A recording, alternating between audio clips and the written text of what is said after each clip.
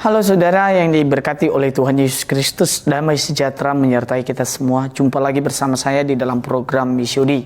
Misiodi kali ini kita akan membahas sebuah topik, yaitu jangan mudah kecewa.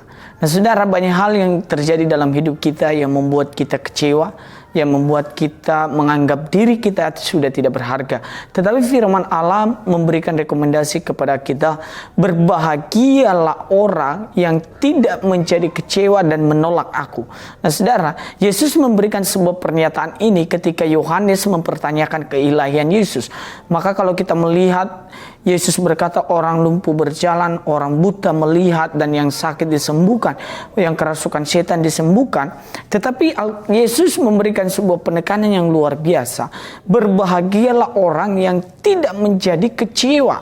Nah saudara, kehidupan kita, anak-anak muda, seringkali mengalami kecewa. Seringkali mengalami yang namanya patah hati, seringkali yang mengalami yang namanya ikatan persahabatan yang hancur, yang namanya mungkin juga ketika kita berada di tengah-tengah orang tua kita menginginkan sesuatu tetapi orang tua kita tidak mampu untuk memberikannya kepada kita atau untuk membelikan sesuatu kepada kita, kita menjadi kecewa. Jangan mudah kecewa saudara, karena ketika kita kecewa, kita tidak akan mengalami perubahan besar dalam hidup.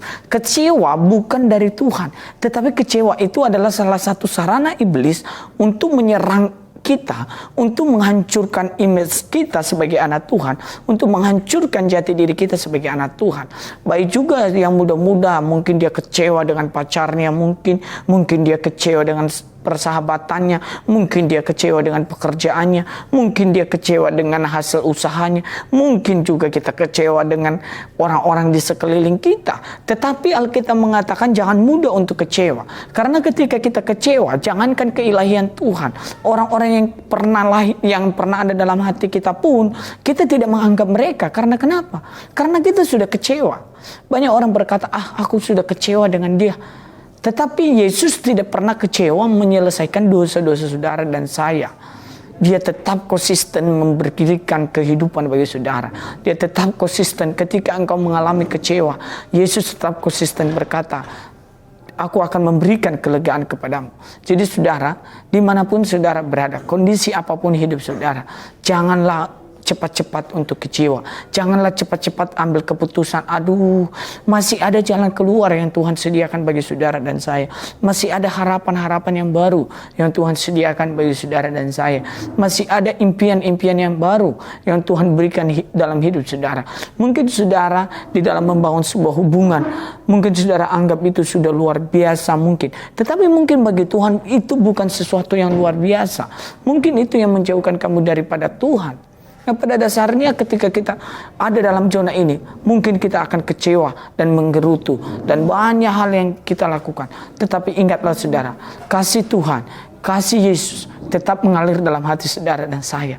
Ketika Yesus ada dalam hati saudara, ketika firman ada dalam hati saudara, ketika jiwamu ada di dalam firman Allah, percayalah, janji Tuhan itu ya dan amin. Janji Tuhan itu mampu memulihkan engkau. Mungkin hari ini engkau kecewa, tetapi hari depan pasti Tuhan akan memulihkanmu.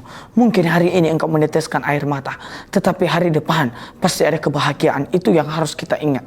Mungkin hari ini engkau disakiti, tetapi hari depan pasti engkau akan dipeluk oleh Tuhan dan dipeluk oleh orang-orang terdekatmu. Mungkin hari ini engkau merasa tidak berharga, tetapi percayalah, Tuhan sudah buat hidupmu berharga. Mungkin hari ini engkau merasa, kenapa sih yang lain itu bisa melakukan ini, itu, dan ini, itu.